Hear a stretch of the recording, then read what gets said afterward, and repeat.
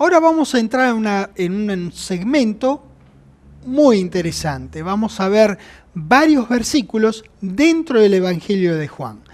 Así que vamos a empezar en Juan capítulo 20, porque es singular que la mayoría de la supuesta controversia se centra en este hermoso Evangelio. Sin embargo, cada vez que uno lo lee o lo estudia, nunca debe dejar de considerar dos versículos que indican clarísimamente el propósito de este libro. Sobre estos dos versículos se edifica el resto del Evangelio de Juan. Juan capítulo 20, en el versículo 30, dice: hizo además Jesús muchas otras señales en presencia de sus discípulos, las cuales no están escritas en este libro. Hizo un montón de cosas nuestro Señor Jesucristo, más allá de las que están escritas en el Evangelio de Juan. Pero estas, que sí están escritas en el Evangelio de Juan, se han escrito para que creáis que Jesús es el Cristo, el Hijo de Dios, y para que creyendo, ¿qué cosa? Que es el Cristo, el Hijo de Dios, tengamos, porque se refiere a nosotros, vida en su nombre. Bueno, pues bien, estos dos versículos rigen el total del libro de Juan. ¿Qué quiere decir? Quiere decir que si leemos algo que nos hiciera pensar que Jesús no fuera el Cristo, o que Jesús no fuera el Hijo de Dios, estaríamos en presencia de un error de entendimiento o de la traducción, porque estos dos versículos dicen que todo el Evangelio de Juan fue escrito con este propósito. Bueno, pues bien, todo lo que aprendamos de Juan debe coincidir un 100% con esta clara declaración de la palabra de Dios. Bien, dicho esto, vamos directamente a Juan capítulo 2. Va a ser el primero de los versículos de Juan que vamos a ver juntos. Juan capítulo 2. En el versículo 19 dice: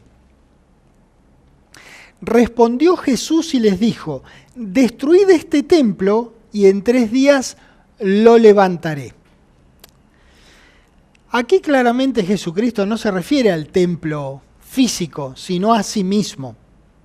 Pero hemos visto que hay una cantidad muy grande de versículos que declaran que fue el Padre quien lo levantó de los muertos a Jesús.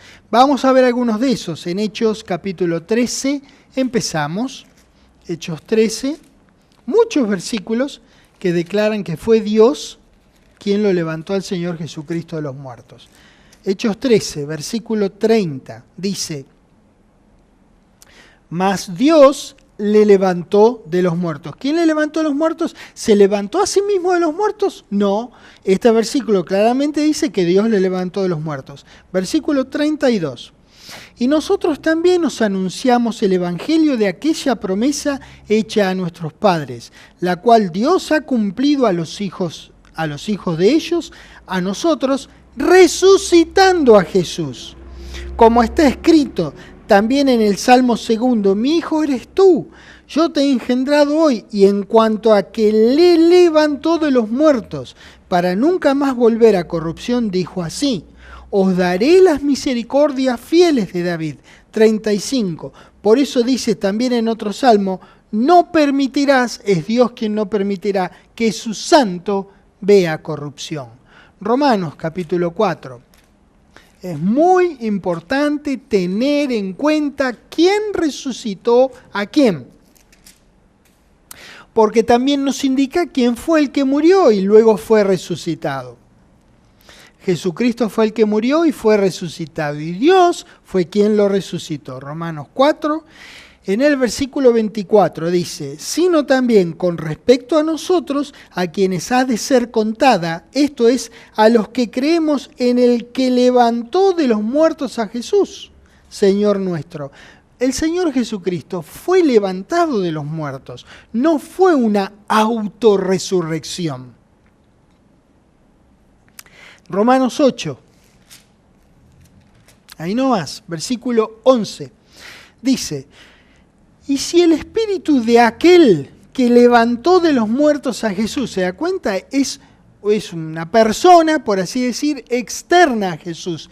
¿Quién lo resucitó a Jesús? Fue Dios. Mora en vosotros.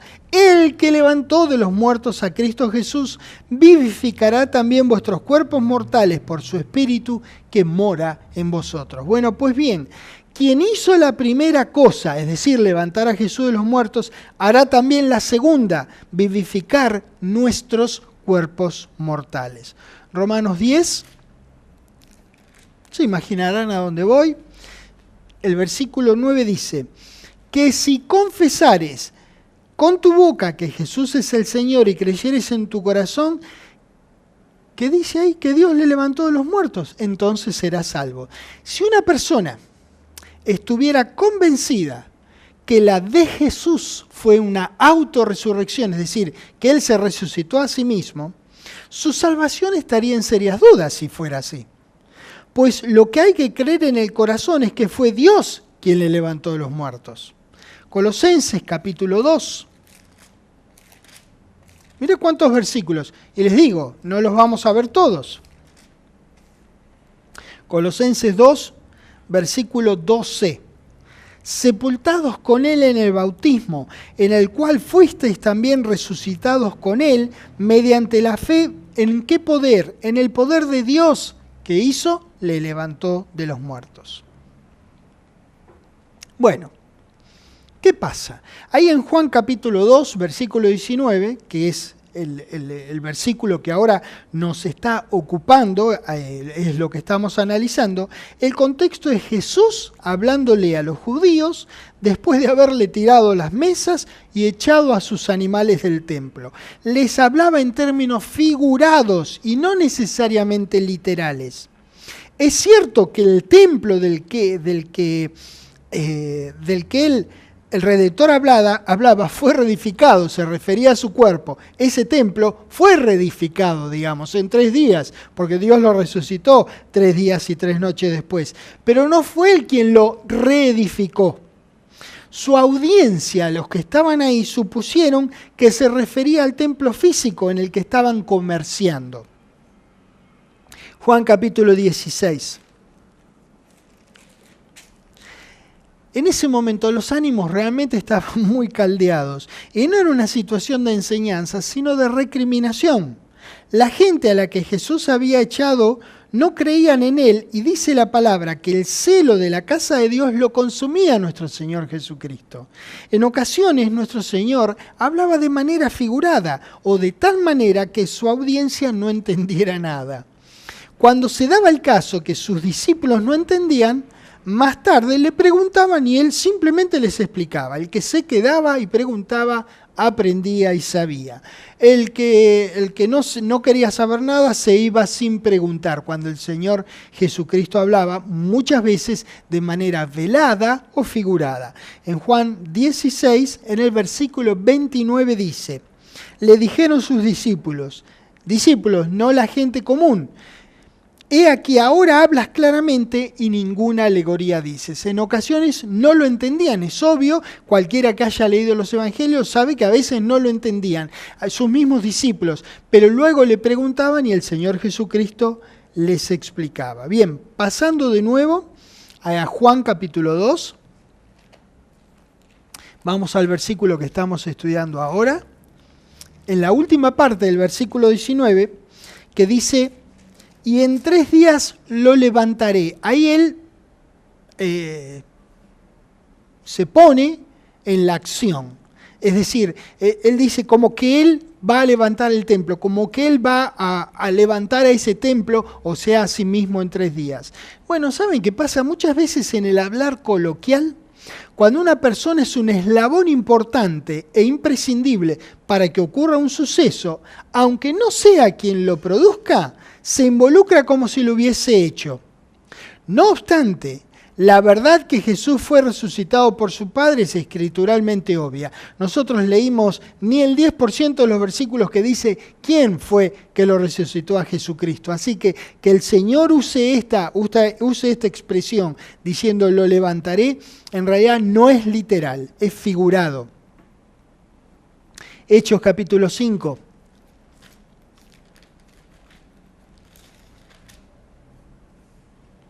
Muchas veces uno habla como si uno hiciera algo y en realidad no lo hace, pero forma parte de eso. El Señor Jesucristo no formó una parte activa de su resurrección, pero en realidad fue Él el que fue resucitado por Dios. Hechos 5, versículo 30 dice, el Dios de nuestros padres levantó a Jesús, a quien vosotros matasteis colgándole en un madero. Bueno, acá en este versículo se dan las dos cosas que quiero que veamos. Que fue Dios quien lo levantó, que lo tenemos suficientemente demostrado en toda la Biblia, y que dice acá que vosotros matasteis colgándolo en un madero. Bueno, en realidad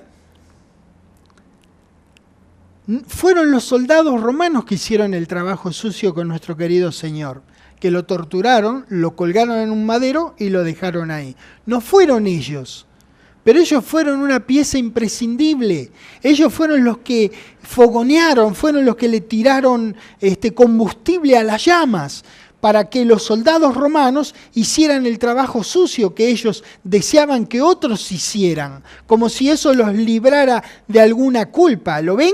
Entonces no habían sido ellos literalmente, pero ellos habían sido una pieza fundamental, imprescindible para que nuestro Señor sea colgado en un madero. Segunda de Samuel, capítulo 5.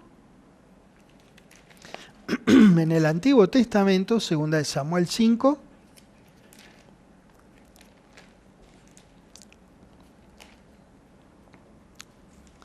En el versículo 7 dice, 2 Samuel 5:7, pero David tomó la fortaleza de Sión, la cual es la ciudad de David. No fue David solo quien hizo esto. El rey estaba acompañado por un ejército de hombres fieles que estuvieron junto a él. Es el único mencionado, pero hubo más involucrados. Él fue, sin embargo, una pieza fundamental. Jesucristo iba a jugar un papel importantísimo en cuanto a la resurrección, pues Él es quien iba a ser resucitado, pero no por sí mismo. Él no iba a ser resucitado por Él mismo. Todo hombre, incluido nuestro valiente Señor, es totalmente impotente ante la muerte. No solamente no hubiese podido resucitarse a sí mismo, no hubiese podido hacer nada, porque una persona muerta no puede hacer nada. Lo que pasa es que el Señor Jesucristo usó el lenguaje común, el de todos los días, para describir veladamente, figuradamente, un evento futuro del que iba a ser parte, pero en el que no iba a poder actuar. Bueno, eso es en cuanto a Juan capítulo 2, versículo 19. Pero ya que estamos en Juan 2, regresemos por favor a Juan 2,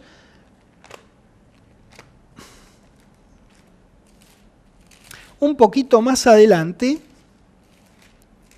en el versículo 24,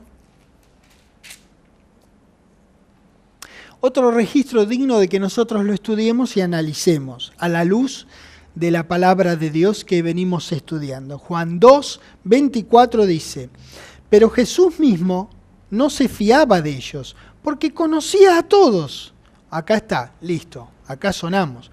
Cuando Jesús conocía a todos, el único que conoce a todos es Dios. Pero vamos a estudiarlo. 25. Y no tenía necesidad de que nadie le diese testimonio del hombre, pues él sabía lo que había en el hombre. Bueno, ya documentamos ampliamente la humanidad de Jesús en contraposición a la eternidad de Dios y hemos visto que Jesús no tenía un conocimiento absoluto. Él podía saber las cosas igual que nosotros. Por observación y simple deducción, uno observa, uno deduce y uno concluye y así sabe cosas, o porque alguien se lo decía o porque directamente era nuestro querido Padre que se las revelaba. Igual que nosotros, igual. Entonces, cada vez que Jesús sabía, era por alguna de estas cosas o estas razones o combinación de razones. Ningún hombre puede saber sin duda alguna qué piensa otro o qué hay en el otro. Eso realmente es prerrogativa de Dios. Nosotros habíamos visto ya en esta clase varios registros que documentan que nuestro Señor no supo todo. Si hubiese sido Dios, hubiese sabido todo, pero Él no sabía todo. Yo quiero repasar con ustedes, no vamos a ir a los registros, de todos modos ya los habíamos visto antes, que alguien al Señor Jesucristo le tuvo que decir que Juan estaba preso. Alguien le tuvo que avisar. A Dios no hubo que avisarle cuando lo apresaron a Juan. El Señor Jesucristo se maravilló de la fe del centurión y sin embargo Dios vio fe muchas veces. Se asombró de ver la incredulidad del pueblo de Israel y sin embargo Dios vio muchas veces incredulidad. Jesucristo no sabía todo. Le preguntó al ciego si ya veía. ¿Qué necesidad tenía de preguntarle al ciego si él hubiese sido Dios? No sabía que una higuera tenía higos. No supo quién le había tocado el manto. No supo dónde lo habían puesto a Lázaro. Lógicamente, él era, el Señor Jesucristo, un ser humano maravilloso, pero era un ser humano. Lucas capítulo 2, por favor. Queda muy claro en las Escrituras que nuestro Señor no sabía todo. Igual que cualquier otro hombre de Dios, debió aprender por su propio esfuerzo de estudio de la palabra ya revelada y por preguntarle a Dios. Lucas capítulo 2, en el versículo 52, dice: y Jesús crecía en sabiduría y en estatura y en gracia para con Dios y los hombres. Si Jesús fuera Dios, ¿qué necesidad tenía de crecer? Dios no creció, siempre fue grandioso, siempre fue inconmensurable. Jesucristo necesitó crecer. Nuestro Padre es eterno. Jesús, igual que nosotros, debió aprender y crecer en sabiduría y en gracia. Mateo 24.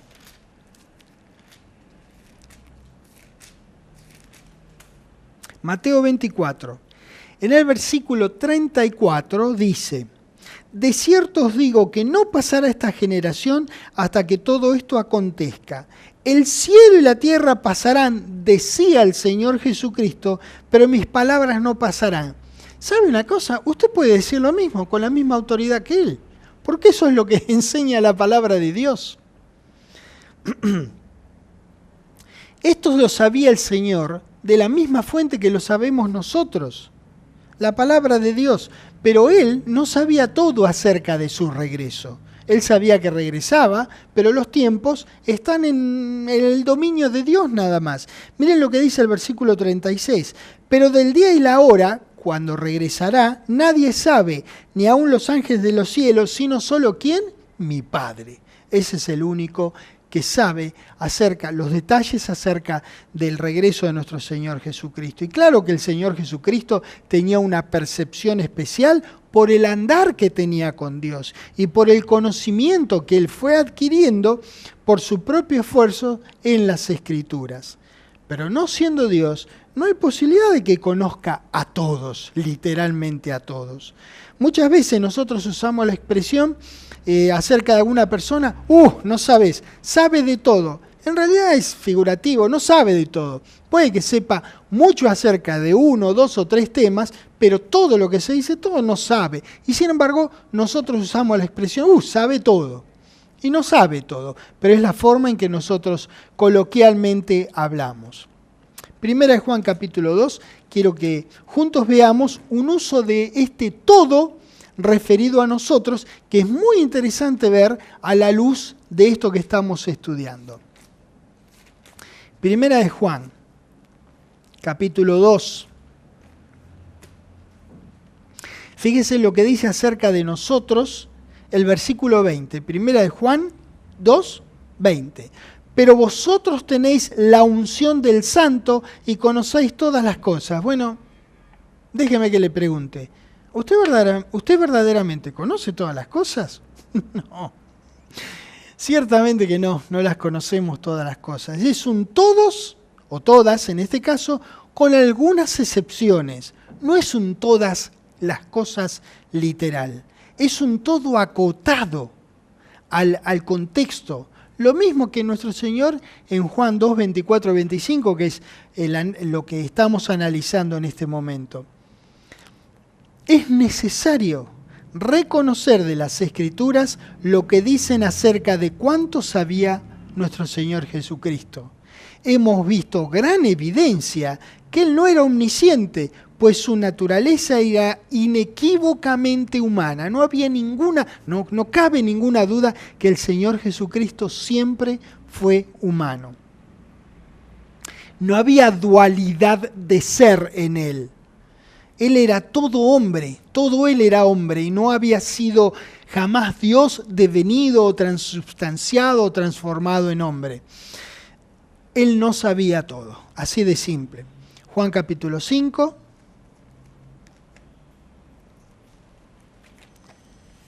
En realidad, igual que nosotros, el Señor Jesucristo sabía todo lo que necesitaba saber por su estudio de las Escrituras y mediante oír a su Padre, igual que nosotros. Entonces sí podríamos decir que Él sabía todo lo que necesitaba saber. Juan 5, versículo 30 dice, no puedo hacer nada yo hacer nada por mí mismo. Según oigo, así juzgo. Y mi juicio es justo. ¿Por qué? Porque es el juicio en realidad de su Padre, no de Él. Porque no busco mi voluntad, sino la voluntad del que me envió, la del Padre. Esta es la manera que Jesús o nosotros podemos saber todo lo que necesitamos saber para la situación. Sabemos cuando lo vemos en la palabra o cuando lo oímos de Dios, igual que nuestro Señor.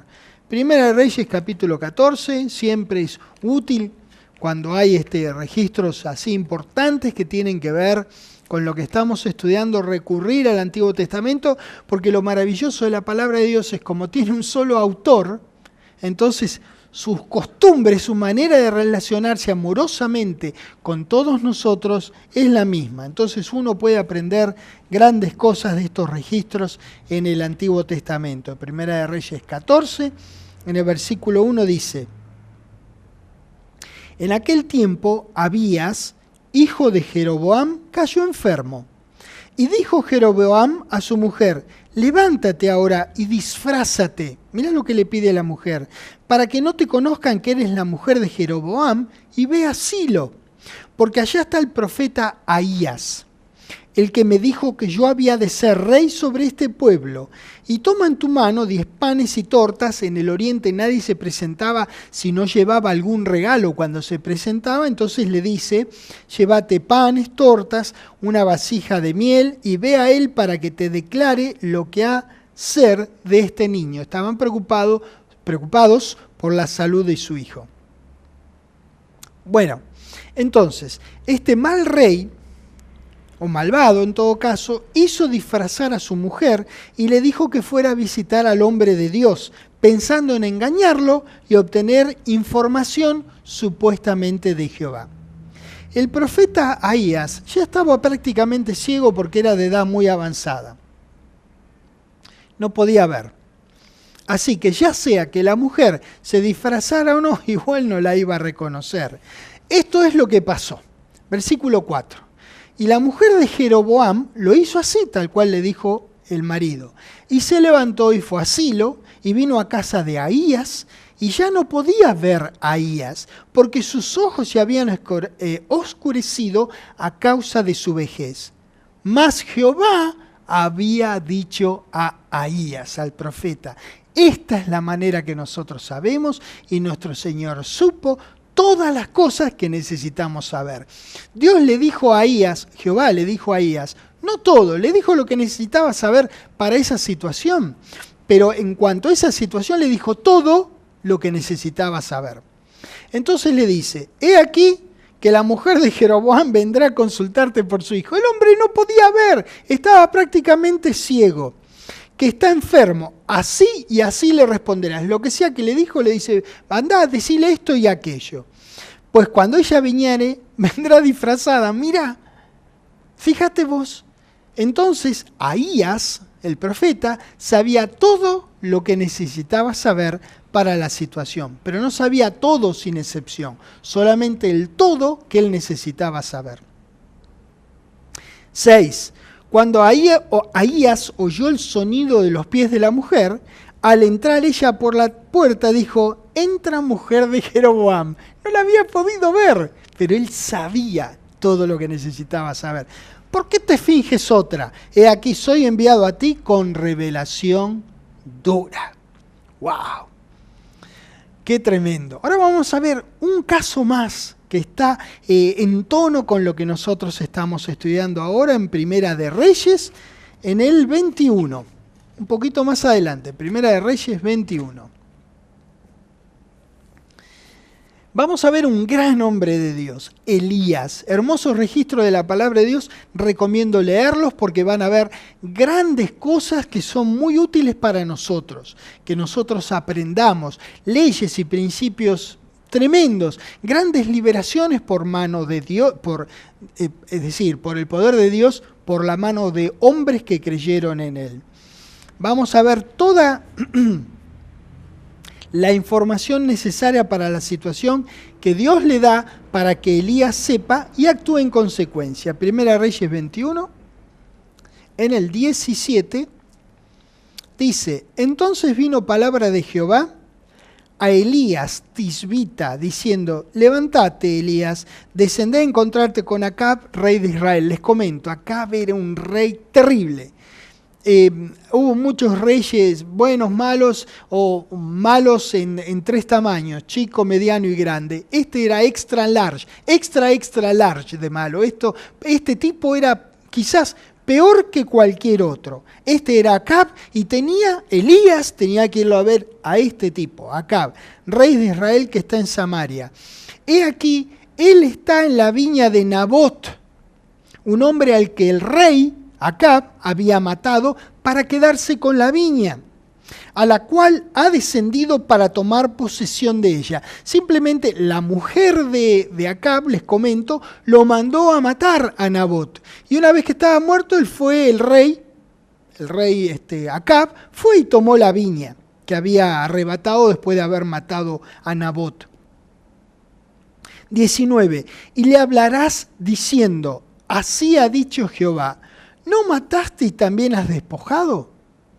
Y volverás a hablarle diciendo: así ha dicho Jehová, en el mismo lugar donde lamieron los perros la sangre de Nabot, los perros lamerán también tu sangre, tu misma sangre. ¡Qué bárbaro! Si ustedes siguen leyendo, ustedes van a ver que un capítulo y un poquito más después van a ver que este malvado Acab entra en guerra, ayudado, aliado con el rey de Judá que se llamaba Josafat, y resulta ser de que coincidentemente, o más bien diosidentemente, Acab es muerto en esa batalla y cae justo ahí en esta viña donde se estaba produciendo esta conversación. Y efectivamente los perros lamieron la sangre de este hombre. ¿Cómo supo Elías? Porque Dios le dijo a Elías todo lo que necesitaba saber para la situación. Todos estos profetas que hemos leído ahora, que hemos hecho una pequeñísima selección, supieron cosas que de no haber sido por información confiable recibida de Dios, nunca hubiesen sabido. Esta es la misma manera que tuvo Jesucristo para saber todo lo que necesitaba saber para cada situación. El mismo principio se aplica a nosotros. Sin embargo, ni los profetas, ni nosotros, ni Jesús somos Dios.